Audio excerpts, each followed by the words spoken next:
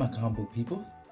All right, so this is it. This is the video that I wanted to shoot. This was started it all off because I did it last year. But last year I actually had it done in December, and I do apologize. Sorry about that, guys. But this list is my top 10 new comic books for 2023. Okay, it's not books that's ongoing. It's new comic books. So let's check this list out. There's some honorable mentions first and see what's going about. Okay, hope y'all enjoy it.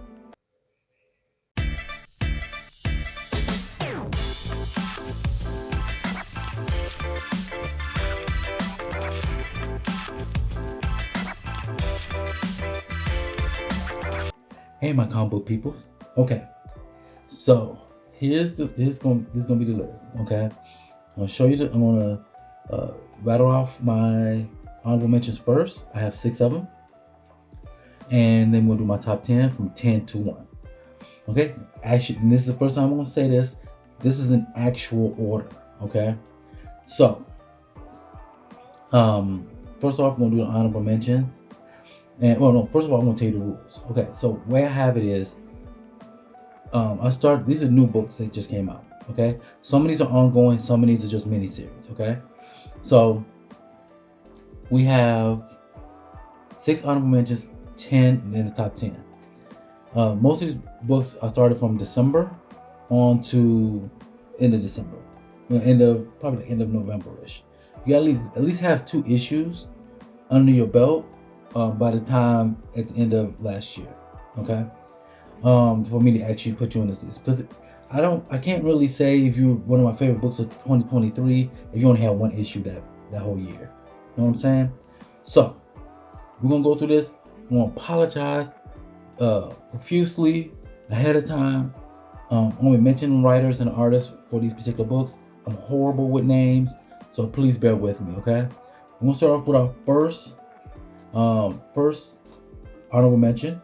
It's gonna be Miss Marvel, the New Mutant.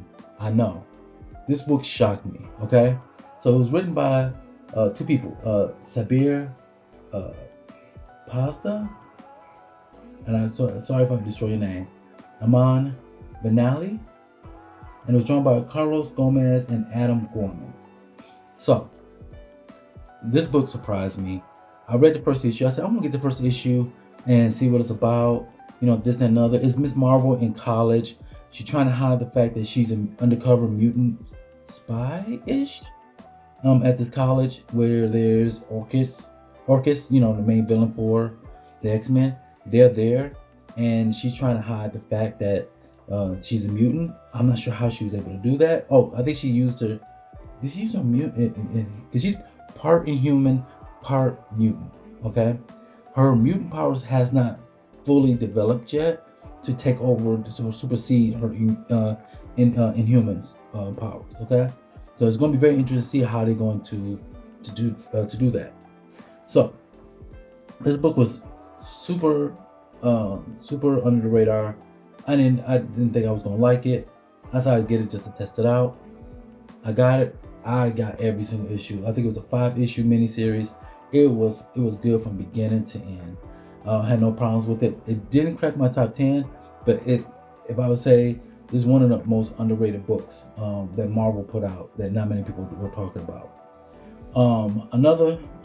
My next honorable mention is going to be Void Rivals, with writer by Robert Kirkman, and the artist is Lorenzo Di Vicini. I think I said it right, maybe. But anyways, like I said, sorry if I screwed up your name. So, Void Rivals start off this whole Energon universe. Okay, people say, why is it not in your top 10? My top 10 has other books that I enjoy. Mind you, that I meant to say this at the beginning. I'm gonna get back to Void Rivals. Well, I'm gonna talk about Void Rivals first, and then I'll tell you what my list is about. Void Rivals, it was great. It kicked off the Energon universe with merging G.I. Joe, Void Riders, and Transformers. This was the biggest hit when it first came out in the middle of the year. Everybody was talking about it, getting variant covers and things of nature. I got several variant covers myself. of one of my favorite Decepticons, which is Soundwave. Um, but it was good. It was a good book. But it was a good thing that it was uh, adding GI Joe and Transformers into one. But White Riders by itself, the book is actually a very good book. I like the storyline. It just didn't crack my top 10. The storyline is good, but it's not like groundbreaking good. But it's still good enough that I still have it in my pull list. Okay, so I think the next issue is not coming out until like March of this year.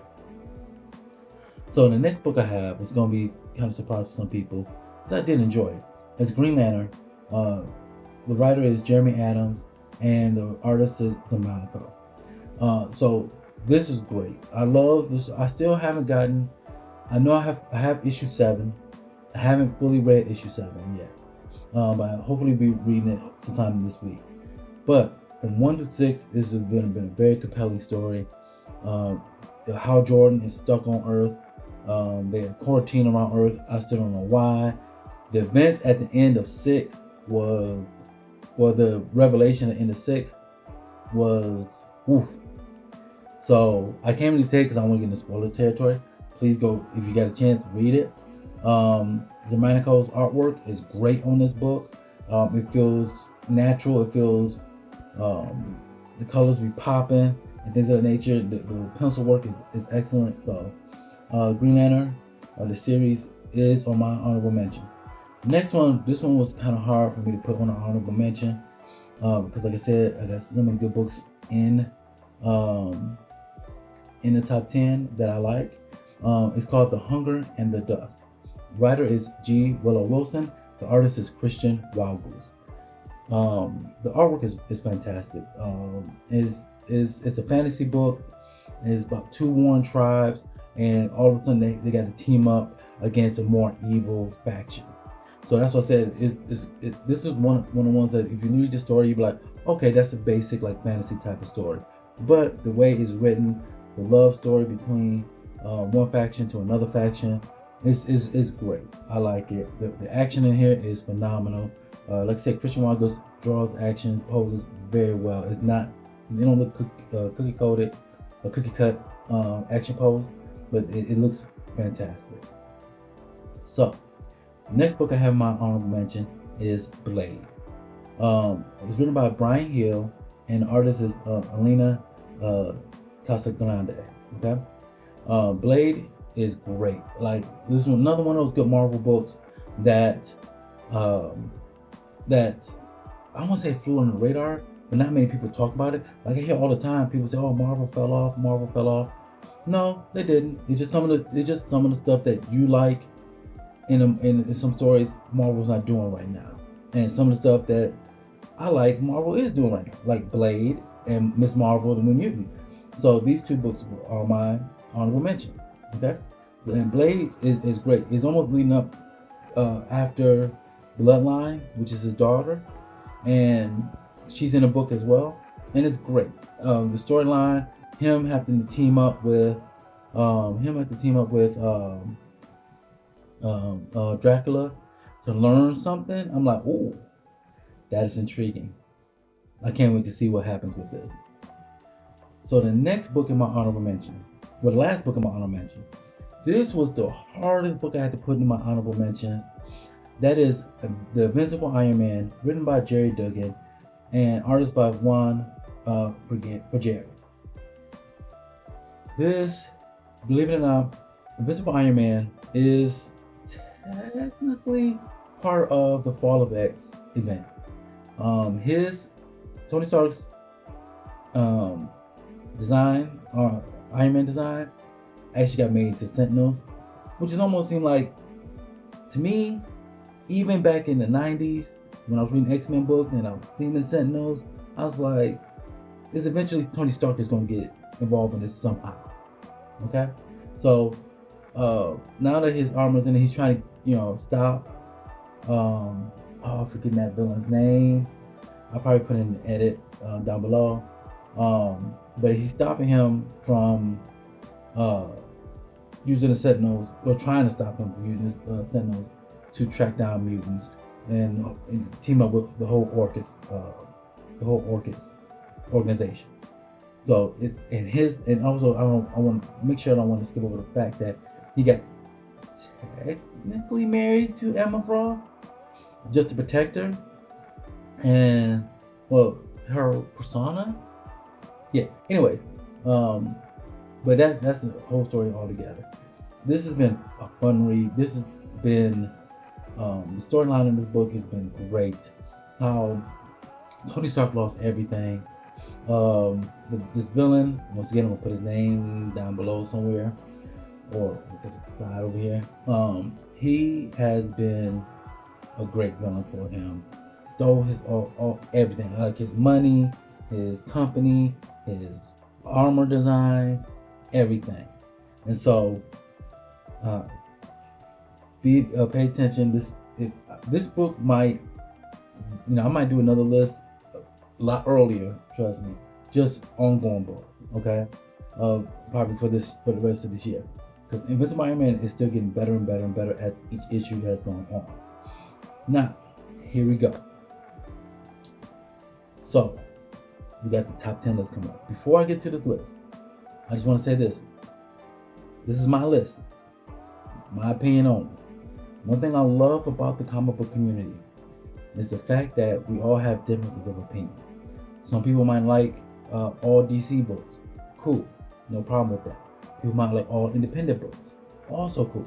Some people might like books, Golden Age books, Golden Silver Age books, Bronze Age books. You might like just those and not even touch modern. There's some people would just buy modern and not touch none of the books in the previous generation. That's cool. Buy what you like. Just make sure you read what you like.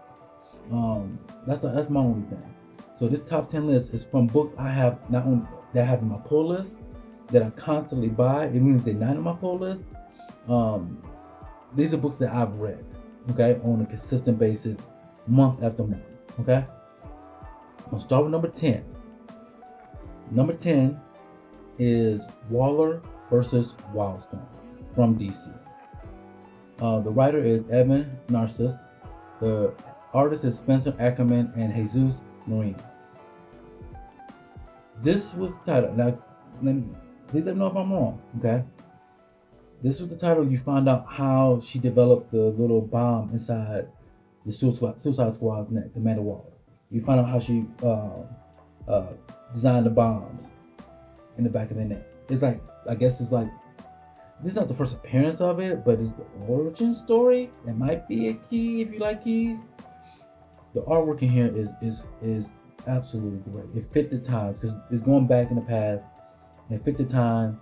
The action scenes, the bloody scenes, the way Evan wrote Amanda Waller, you'll feel like, really. And some of the things that happen to some of the heroes that's from Wildstorm, some stuff that happened to them, you feel bad for them. But also, like I said, in retrospect, if you look at Amanda Waller, you be like, really? Come on, man. Did I just read what I just read? So, this book really stands out to me, and I really enjoyed it. So, that's number 10. Number 9 is a book called The Call. I saw the cover for future, because I look at future solicitations. Like right now, I'm already in April, okay? I already got my pull list set for April.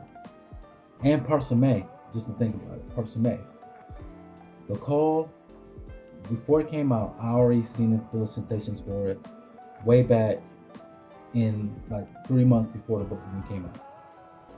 Kelly Thompson is writing it. Her writing is amazing. It's supposed to be like the Goonies mixed with Strange, you know what I'm talking about. Not Strange Academy. That's a different book altogether. The Netflix show. It's gonna be in the edit. It's a mixture of those two. Okay. And Matea De Lewis. I'm sorry if I butchered your name. I promise you, I'm gonna get it correct because your artwork is The Chef's Kiss. I mean, it looks amazing. Every issue, I have no problems with what's going on. This is on this is a mini series. Same as Waller versus Wildflower. The Call is a mini series. I highly recommend it. Go get the trade. If no, if your LCS has the entire floppy, get it. The artwork alone is probably one of the best artworks I've seen all last year. Okay, so that's number 9, The Call. Highly, like I said, I recommend it. The story when they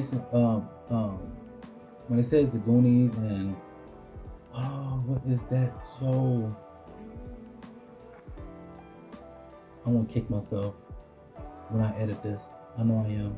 Strange something. No, it's not that. But anyways, it does fit that. The way the story is, one of the characters' brothers went missing, and they went to go find him, and they ended up in this magical world. And things got hectic in that magical world. They got powers. They come back to the real world, and the whole world has changed. So yeah, it's something to behold. Trust me. That's my number 9, The Call. Number 8, Transformers. Yes, there's only one writer, one artist, is Daniel Warren Johnson. Like I said, if I ever meet you in person one day, I'm gonna shake your hand and give you a hug. The things you did on Beta Ray Bill, do a power bomb, and now you're doing it for Transformers, is great. You see the interactions between that. You kind of knew how like humans will freak out if they see something like that, and you see it in this few issues that came out. Transformers has been good. The first issue got me. The second issue got me. Third issue is great. Daniel Warren Johnson is doing another phenomenal job. I can't wait to see where the story goes. I highly recommend Transformers. The artwork is great. The fight scenes are incredible. The fight scenes look like, all it. If you ever read, I haven't read Murder Falcon. I heard that was great too by Daniel Warren Johnson. But if you read books like Do a Powerbomb, which was one of my top 10 books of 2022, do yourself a service and pick up some Transformers books. Pick up those books so that way you can see how his artwork and his writing is just amazing. Okay, so my number 8 is Transformers. My number 7 is Miles Morales Spider-Man, written by Corey Ziegler, art by Federico Fincini. This book is great. It started in December, so that's why I got it on my list. It started the week of December 7th. So it's been great. I mean, I had no problem with the last one by Ahmad Saladin. The book, the Corey Ziegler book, has been great. I had no problems with it. The writing is amazing. We get introduced to Hightail. We get there's another villain that he had that we got introduced to. I'll have to look it up, and then I'm gonna put it here too. But this book has been great. Seeing Miles team up with Blade and his daughter in a small little mini series, and now what he's going through with the gang war, it's been great. That's my number 7 is Miles Morales Spider-Man. Now, my number 6. I don't think y'all understand how much underrated this book is. Okay? I had to put in my top 10. Easily my top 10. This is Harriet Tubman, Demon Slayer. Written by David Cronson and drawn by Cortland Ellis. The first issue I got, I said, it was okay. I didn't really like the negative space too much. And that's me flipping through the book. I didn't even read the book yet. I sat down and read the book. I was like, oh my God, this is phenomenal. Why are not many more people talking about this book? If this book was, I'm gonna be 100% honest. If Harriet Tubman Demon Slayer was an Image book or a Boom Studios book, nothing against Whatnot Publishing, nothing against Massive. But if Harriet Tubman was in one of those major slash minor independent publishers, it probably got talked about more. Harriet Tubman Demon Slayer takes Harriet Tubman going up against vampires for now. I see some stuff in the later issues. She's fighting maybe more different creatures of the night. So Harriet Tubman Demon Slayer, she's fighting, trying to free slaves, make sure they don't get killed by vampires. It is great. The writing is phenomenal.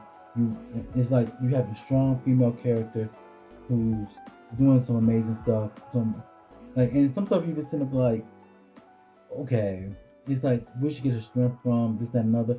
We don't know what's going to happen in the issues. So it's almost like she's like a depowered Blade in the times of slavery, and it works. It absolutely works. Do yourself a service. Go get Harriet Tubman Demon Slayer. You probably can find. I'm pretty sure they have a trade paperback out for it. If not, it will be soon. If not, I know my LCS have all the floppies. So do yourself a service. Go out there and get this book. My number 5. That was Harriet Tubman was number 6. Number 5 is another book I feel is grossly underrated. It's from Boom Studios. It's Sirens of the City, written by Joanne Starrer and drawn by Kari Randolph. So this book is set in the 80s. A young lady end up getting pregnant.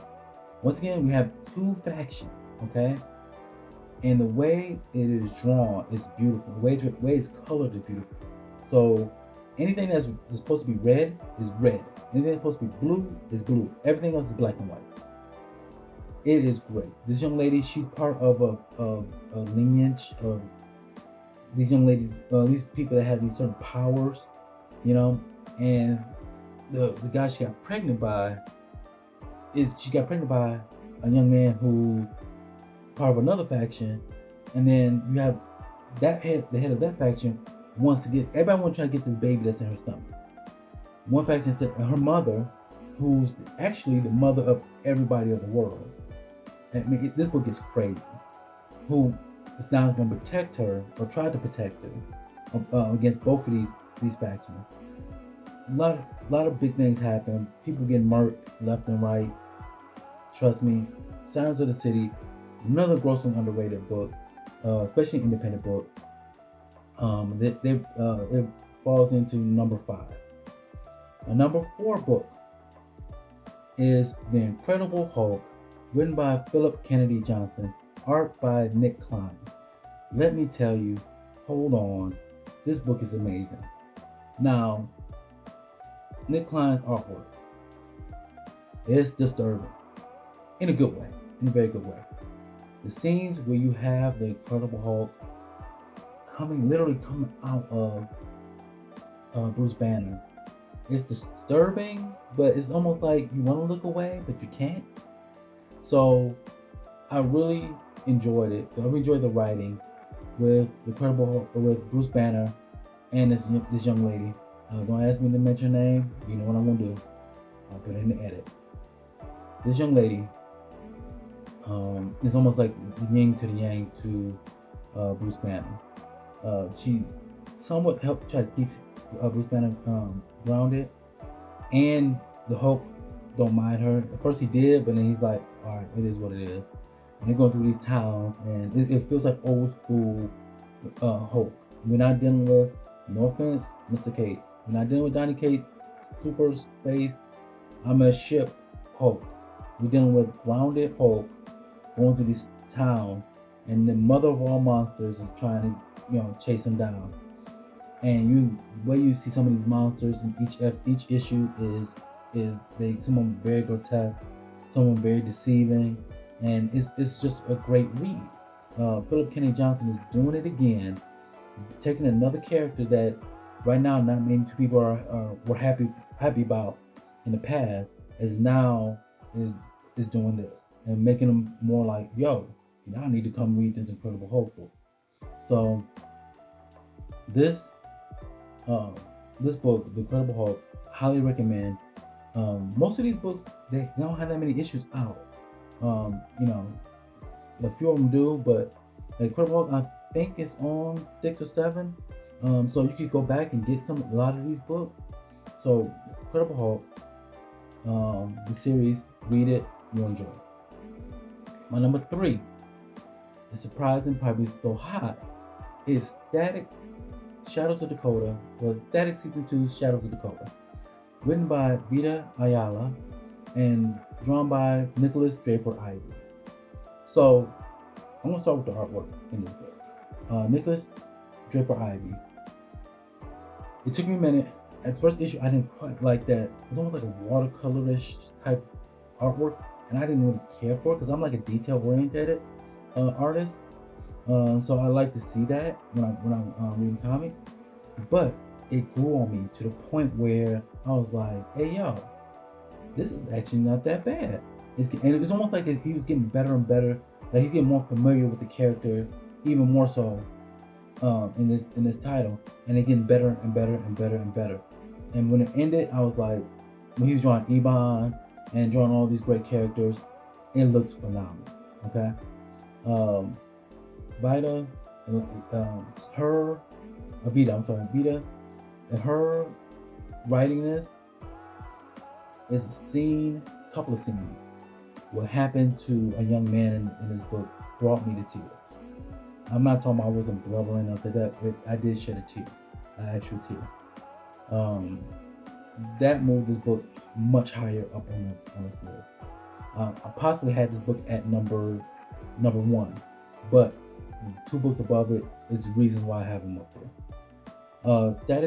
Static book is an amazing title in its own right. The book is ended, so you should be able to go get all 7 issues. It's gonna. I know a lot of LCS should have them. I'm pretty sure a trade paperback. I haven't heard any news yet from Milestone or DC if they're gonna bring back, or if and when they're gonna bring back Static or any other the Milestone books yet. I'm really hoping they do sometime this year, and hopefully we'll be able to get some more stories from these great writers of the Milestone universe. So that number 3 is Static Shadows of Dakota. Number 2 is a reason why I got this book. There's a reason. My number 2 book is Black Panther. As you know, I'm a huge Black Panther fan. He's one of my favorite characters. The last run of Black Panther, written by John Ridley. I think it's John Ridley. I'll try to, if I get his name wrong, it's probably because I was trying to focus up. In his run, what he did to Black Panther, at the beginning, I had hope. So, in the beginning, he was beaten down. T'Challa. King T'Challa. He's still king in my eyes. It was beating him down, saying he's worthless, he's this, he's that, he's a mess up, all of that. And I was hoping an event or something, or somebody would he would fix the right to the wrong of somebody, and he'll come up and be the savior of the day, and he'll get that "I told you" look face to everybody, like, do you know who I am? I'm King T'Challa. But that didn't happen. Okay, so he kept beating him down. Issue 1 through whatever that series ended. With Dr. E.L. Ewing, she wrote this book, and Chris Allen and I think Matt Chatter drew the book. Is drawing the book. So far, so good. This book has been way better than the last one. Now, people might say, "Oh, you putting this book so high because how bad the other one is." Yes, I am. Yeah. But it's been good. Even if to be honest with you, if John Willie's book did what I hoped that he would have done, and then her story followed up behind it, I still would put her up. I still put this book up there, just to be honest. I love the fact that we're going to a different city, a different area of Wakanda, and we're seeing um, how T'Challa interact with these sets of people. This almost feels like a Batman story. I know it sounds crazy, but he literally has another character in there that reminisces of Catwoman, but it's written so well. The story now is great. I got issue, I think it's over here, issue number 7. Yeah, I got issue number 7 over there. I haven't read it yet. It's part of my reading list, so I'm definitely gonna be reading that today. So Black Panther has been written very well. This is one of the better. I won't say it's the best Black Panther one because you got Ta-Nehisi Coates, you have Christopher Priest, you got others that wrote better Black Panther, but this has been a very good Black Panther story. I hope that they continue on with this. I hope Black Panther book continues on because I know we got Ultimate Black Panther coming up later this year, and if we have both books going at the same time, I will be ecstatic for it. So that's my number 2. Here we are. My number 1. It's not gonna come to not really a big surprise to some people. Or some people in my community have talked about this book multiple times. But my number 1 is Superman. Yeah, Superman. I've never really actively collected Superman until Superman Rebirth. So I didn't experience the New 52 Superman. Okay, I jumped on the Superman boat during Rebirth, and then Peter Tomasi's Superman run was great. Like, I enjoyed it so much. And then Bendis, like, the book got Bendis. I know people say, "Oh, I didn't mind them aging up John Kent." I did, only because the time that book came out, I just became a father, and it felt right. It felt good to me. Like, oh yeah, I'm going with my son. Like, Superman's going up with his son, and then they aged him up. And I was like, what the hell? What is this? So when Joshua Williamson took over the book, and let me tell you, I gotta get another chef kiss to Jamal Campbell. Now, granted, right now he's just drawing the covers. Hopefully, he gets back into the interior.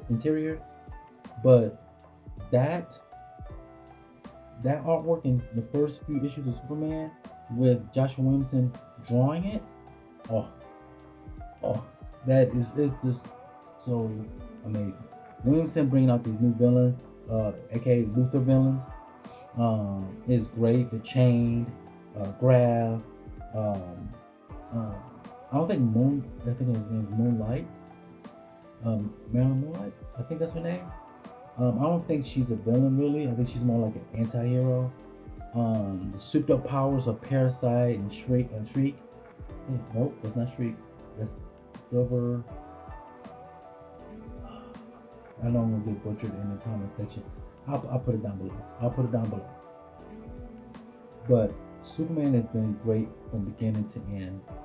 The side characters have been amazing. Like Lois Lane, Jimmy Olsen, Perry White,